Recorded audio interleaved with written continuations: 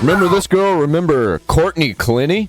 I kind of do. I kind of stayed away from this topic because I have too many topics. But it's finally over. Let's check out what happened.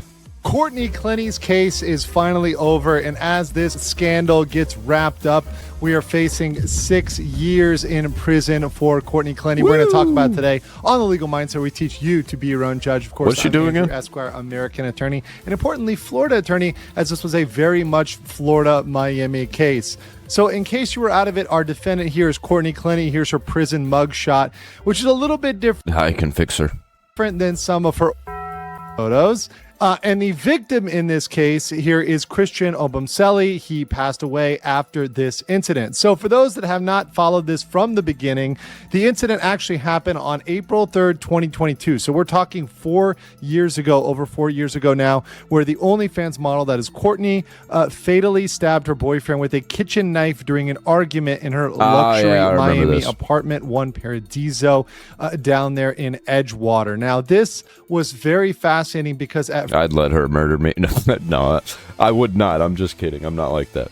I'm gay. No, I'm not gay. First, this was a case which, if we look at what she says, was claimed to be self-defense. She said she was defending herself during a heated argument where he was looking violent, saying that he was aggressive, and she also said she threw the knife at him from 10 feet away, which is quite a distance to get the amount of penetration that we had from the medical record. And of course, unless she spent her whole life watching Naruto, the prosecution picked up on that. That's what I did. I'm good at throwing knives because of Naruto. I saw them throwing knives all the time. I was like, I want to be good at that.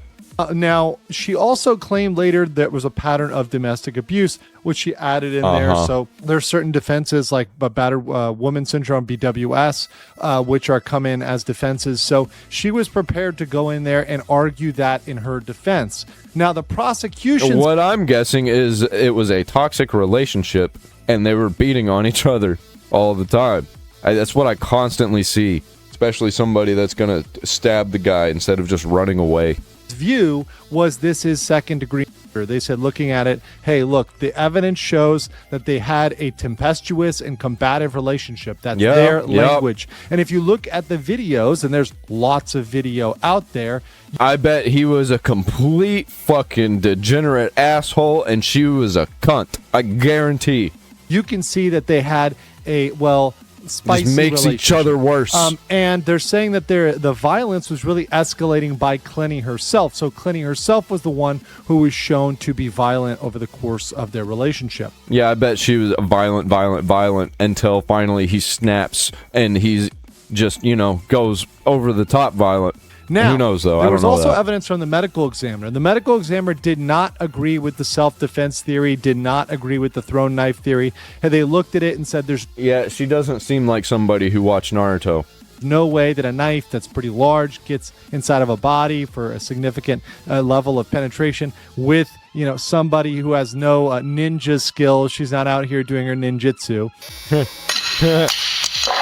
And they're saying it's impossible to throw that knife that deep from 10 feet away. So that's just something that's kind of impossible. Yeah, for her. Now, the arrest was in 2022. She was arrested while at rehab in Hawaii.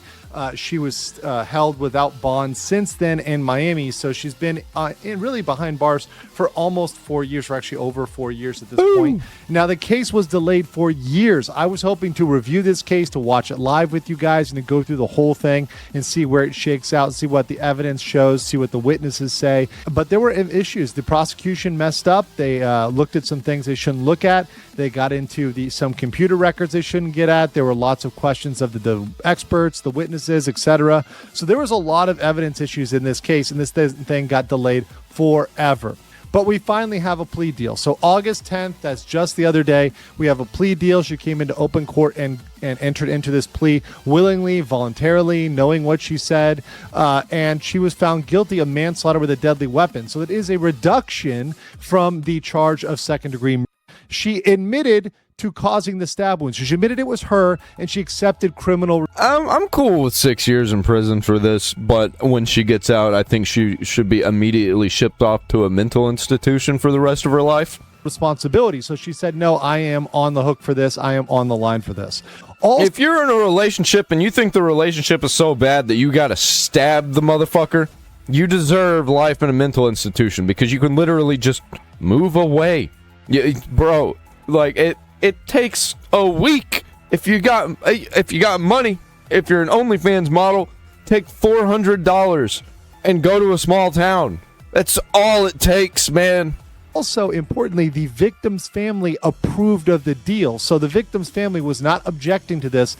They were accepting of this deal as it came down to guilty of manslaughter with a deadly weapon. Now, that doesn't mean that the victim's family would know how they were sentenced, because that's up to the judge, right? The judge was the one who ultimately would come down with that.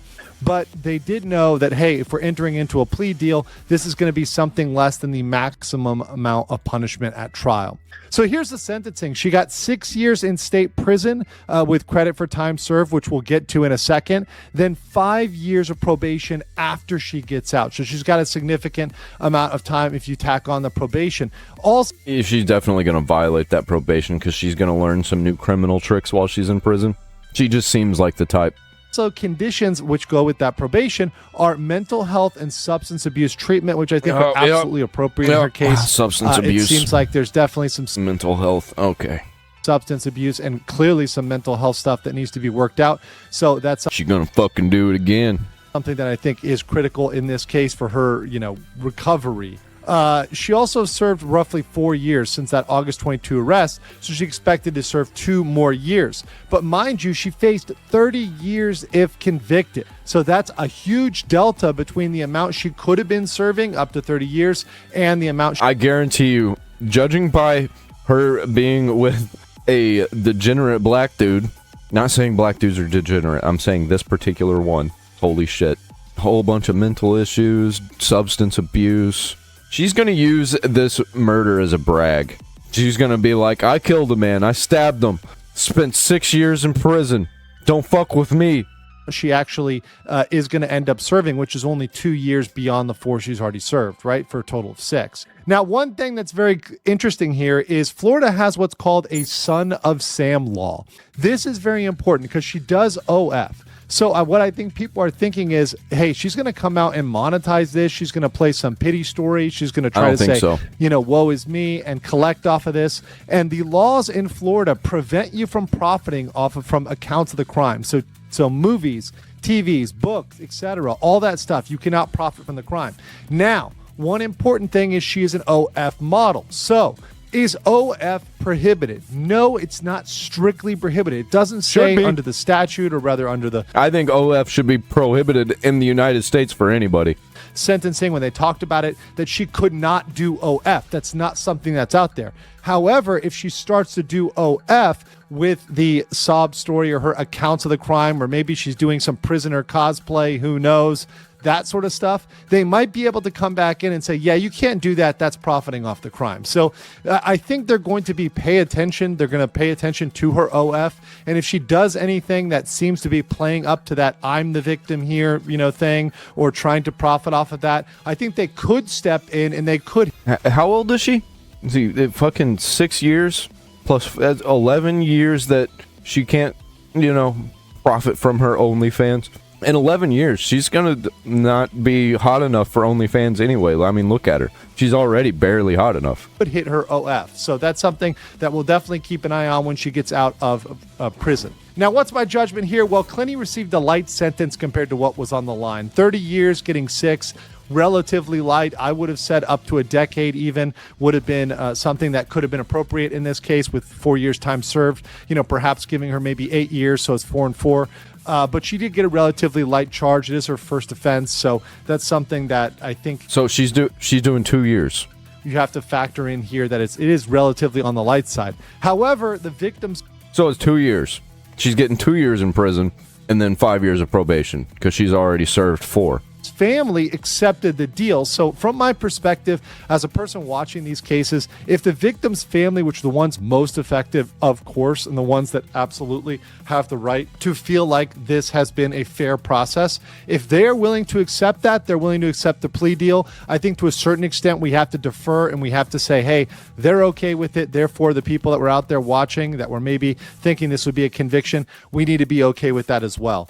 But one thing I don't have to be okay with that.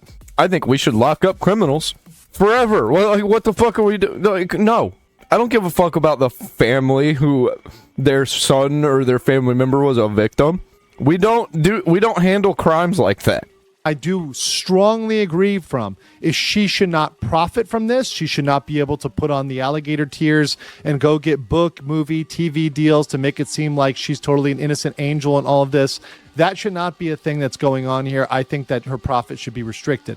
Yeah, she may do OF, but she shouldn't do OF in a way that profits off of this. But I want to know what you guys think who've been following this case and maybe who are... you know what I think. I think that she should be institutionalized for life.